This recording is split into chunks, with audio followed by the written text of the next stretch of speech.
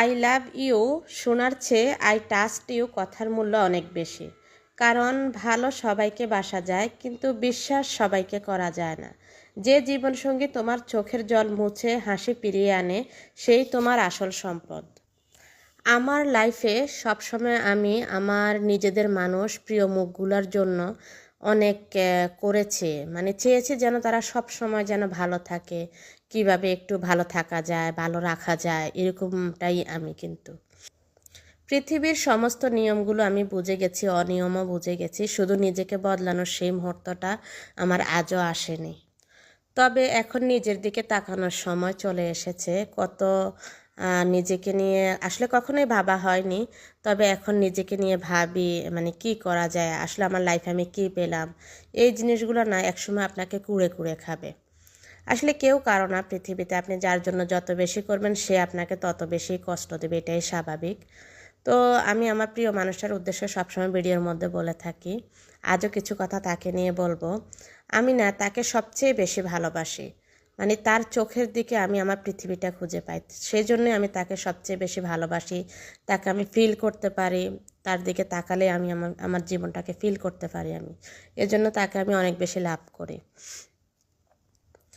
আমি তাকে আগলে ধরি যে আমার সামনে স্বপ্ন দেখার পথ চলার সঙ্গী হবে। আমি তাকে কখনো হারাতে দেব না, যে আমার হাসির মাঝে সুখটা খুঁজে বেড়ায় সব সময়।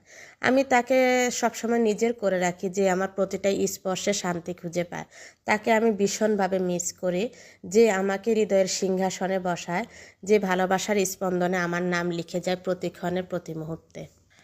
যত ভালোবাসা পেয়েছি আমি তোমার কাছ থেকে, দুষ্ট এই মন চায় আরও বেশি পেতে। কি জানি তোমার মধ্যে কি আছে, কেন যে এই মন তোমাকে আরও বেশি করে কাছে পেতে চায়, তোমাকে সব সময় তোমার পিছু পিছু চলতে মনটা চায়।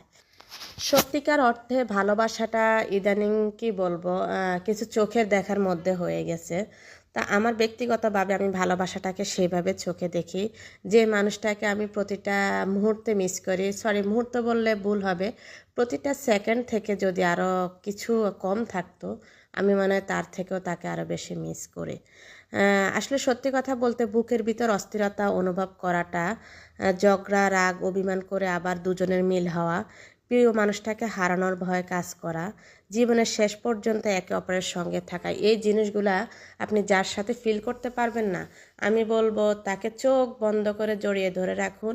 সামনের পথটা আপনাদের ভালো হবে ইনশাল্লাহ। সবাই আমার জন্য দোয়া করবেন, যাতে আমি ভবিষ্যতের পথগুলা যেভাবে বাধা অতিক্রম করে চলে গেছি সেভাবে যেন যেতে পারি। আমাদের জন্য দোয়া রাখবেন। ভিডিওটা কেমন হয়েছে অবশ্যই বলবেন।